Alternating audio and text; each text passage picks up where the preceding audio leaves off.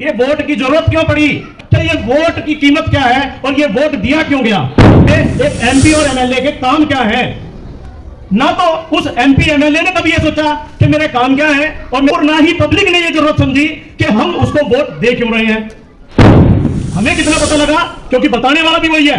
वो हमें बताता है कि आपके मंदिर के लिए ग्रांट दे दूंगा, धर्मशाला के लिए ग्रांट दे दूंगा, आपके सड़क बना दूंगा, नाली बना दूंगा। सिर्फ काम इतना ही नहीं है, ये मात्र एक पॉइंट है।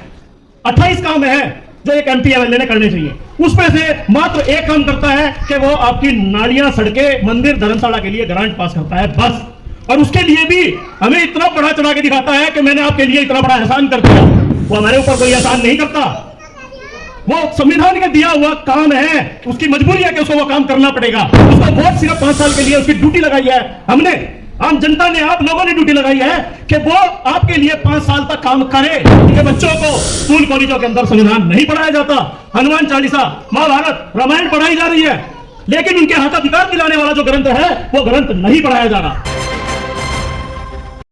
जय भीम, जय मूल निवासी, जय संविधान। साथियों, जब बात आती है वोट की, तो सबसे पहले ही ये हमें पता होना चाहिए कि ये वोट हमें दिया ही क्यों गया, ये वोट की जरूरत क्यों पड़ी कि आम लोगों को वोट दो, ये सरकार चुनेंगे और सरकार चुनने के बाद सरकार कुछ काम करेगी। हमने ये तो समझ लिया कि संविधान के अनुसार हमें वोट की पावर मिल गई है, लेकिन ये नहीं पता लगा आज तक कि ये वोट की कीमत क्या है और ये वोट दिया क्यों गया। ये वोट इसलिए दिया गया है कि संविधान के अंदर आर्टिकल 35 से लेकर 51 तक और अनुसूची 11वीं और 12वीं अनुसूची ये बताती है कि एक एमपी ने, एमएलए ने काम क्या करने हैं। संविधान की 11वीं 12वीं अनुसूची और 35 से लेकर 51 तक आर्टिकल ये बताते हैं संविधान के एक एमपी और एमएलए के काम क्या है। ना तो उस एमपी एमएलए ने कभी ये सोचा कि मेरे काम क्या है और मेरे को पब्लिक को वो काम बताने चाहिए, आज तक उसने कभी भी ये जरूरत नहीं समझी। और ना ही पब्लिक ने ये जरूरत समझी कि हम उसको वोट दे क्यों रहे हैं। हम उसको वोट इसलिए देते हैं ताकि वो संसद में बैठ करके, विधानसभा में बैठ करके हमारे लिए जो हमारे हक अधिकार हैं संविधान में दिए हुए, उनको पूर्ण रूप से लागू करवाए। हमें कितना पता लगा, क्योंकि बताने वाला भी वही है। वो हमें बताता है कि आपके मंदिर के लिए ग्रांट दे दूंगा, धर्मशाला के लिए ग्रांट दे दूंगा, आपके सड़क बना दूंगा, नाली बना दूंगा। सिर्फ काम इतना ही नहीं है, ये मात्र एक पॉइंट है।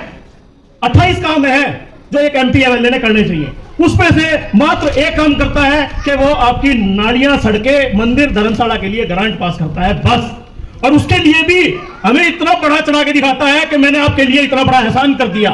वो हमारे ऊपर कोई एहसान नहीं करता। वो संविधान का दिया हुआ काम है, उसकी मजबूरी है कि उसको वो काम करना पड़ेगा। उसका वोट सिर्फ 5 साल के लिए उसकी ड्यूटी लगाई है हमने, आम जनता ने, आप लोगों ने ड्यूटी लगाई है कि वो आपके लिए 5 साल तक काम करे। और वो काम क्या करेगा, वो काम संविधान के लिए अंदर लिखित है। तो आम पब्लिक ने उसको समझने की जरूरत नहीं समझी, ना ही आम पब्लिक को संविधान कैसे पता लगेगा। संविधान स्कूल कॉलेजों से पता लगेगा। आम पब्लिक के बच्चों को स्कूल कॉलेजों के अंदर संविधान नहीं पढ़ाया जाता, हनुमान चालीसा, महाभारत, रामायण पढ़ाई जा रही है, लेकिन उनके हाथ अधिकार दिलाने वाला जो ग्रंथ है वो ग्रंथ नहीं पढ़ाया जा रहा। क्या वो जरूरत नहीं है? क्या आप लोगों को पता लगे कि हमारे हक अधिकार क्या है, एक एमपी एमएलए को क्या काम करना चाहिए? वो आम पब्लिक को सबसे पहले पता होना चाहिए था, लेकिन आम पब्लिक को वो गुमराह करता है। कैसे कैसे गुमराह करता है? वाल्मीकियों को कहेगा चमार आपका आरक्षण खा गए, चमारों को कहेगा दूसरे आरक्षण खा गए, अभी तीसरे भी पैदा हो जाएंगे। जो जागृत होगा, जो पढ़े लिखेगी कम्युनिटी, वो हक अधिकार मांगेगी। जो हक अधिकार मांगेगा उसको गुमराह किया जाएगा कि आपका अधिकार तो ये पहले वाली जो जागृत कम्युनिटी थी वो खा गई। अभी वाल्मीकि और चमार आपस में लड़ रहे हैं, थोड़े दिन में खटीक भी लड़ेंगे आपसे कि वाल्मीकि भी हमारा आरक्षण खा गए।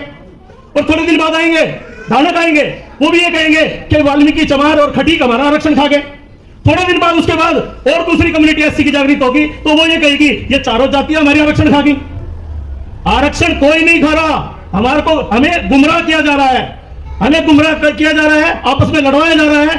और आरक्षण खा कौन रहा है? अभी जनरल के नाम पे आरक्षण बनाया गया और मात्र 2 दिन के अंदर संसद के अंदर पूरे देश में लागू कर दिया गया। मात्र 2 दिन में आपके आरक्षण के लिए लड़ाई आपको लड़नी पड़ती है सड़क पे जाके कि हमारा आरक्षण जो है संविधान में लिखित है वो दिया जाए।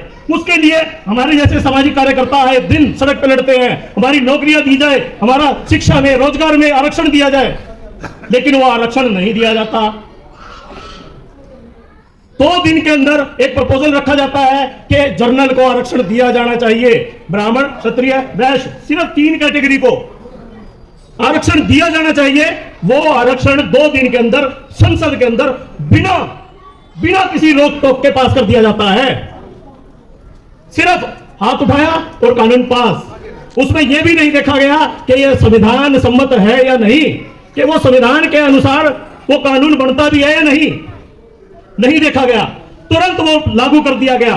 क्यों? क्योंकि आम पब्लिक को आरक्षण की मीनिंग ही नहीं पता है, जिनका आरक्षण छिन रहा है उनको भी नहीं पता है। तो साथियों, जितने भी कानून फेरबदल किए जा रहे हैं वो हमारे खिलाफ किए जा रहे हैं और अपने फेवर में वो दुश्मन बना रहा है। हमें जब तक जानकारी नहीं होगी तब तक ऐसे ही हमारे हक अधिकार लुटते रहेंगे। बहुत जरूरत है, अगर वो स्कूल में नहीं पढ़ाता, अगर वो कॉलेजों में आपके हक अधिकार नहीं पढ़ाता, तो बहुत ज्यादा जरूरत है आपको अपने हक अधिकार के बारे में जानने की। और वो आपको सिर्फ और सिर्फ आपके इन सामाजिक मंचों के ऊपर ही मिलेगा आपका हक अधिकार के बारे में जानकारी, और कई अधिकार की जानकारी आपको मिलने वाली नहीं है। आपको आएगा सिर्फ 5 साल में एक बार आएगा, आपसे वोट मांगेगा। अगर हम ये कहेंगे कि पिछली बार का जो काम है वो नहीं किया, तो ये कहेगा वे कि अब की बार कर देंगे, अब फिर वोट दो, अब आएंगे। थोड़े दिनों में वो दुकानदारियां चलने वाली है, हर गली मोहल्ले में वो दुकानदारी चलेगी। वाली पीढ़ियों के लिए चुने और उसको ही संसद में भेजे, ताकि आपके हक अधिकार सुरक्षित हो, आपकी अगली पीढ़ी को मिले, आपके आने वाली पीढ़ी को, आपके बच्चों को वो हक अधिकार मिले। इसलिए प्रत्याशी को चुनना होता है। तो अब का जो चुनाव आता है उसको बड़ा ही सोच समझ करके, अगर आप 2024 के अंदर वैसे ही जैसे पहले से हमें धरने पे चल रहे थे, 1000 में वोट बेचना, 2000 में वोट बेचना, पैसे में बिकना या किसी के कहने में वोट देना, वोट ना छोड़ दें, अपने ईमानदार नेताओं को चुने और अपने हक अधिकार के लिए चुने। बहुत बहुत धन्यवाद। जय भीम, जय मूल निवासी, जय भारत संविधान। मूल निवासियों के हक अधिकारों के लिए देश में हो रहे जन आंदोलन की प्रत्येक गतिविधियों की जानकारी के लिए मूल निवासी जन आंदोलन यूट्यूब चैनल को सब्सक्राइब करें, घंटी के निशान पर क्लिक करें। वीडियो को ज्यादा से ज्यादा लोगों तक पहुंचाने के लिए वीडियो पर लाइक, शेयर और कमेंट भी जरूर करें। धन्यवाद। जय मूल निवासी, जय भीम, जय मूल निवासी, जय भारत, जय संविधान।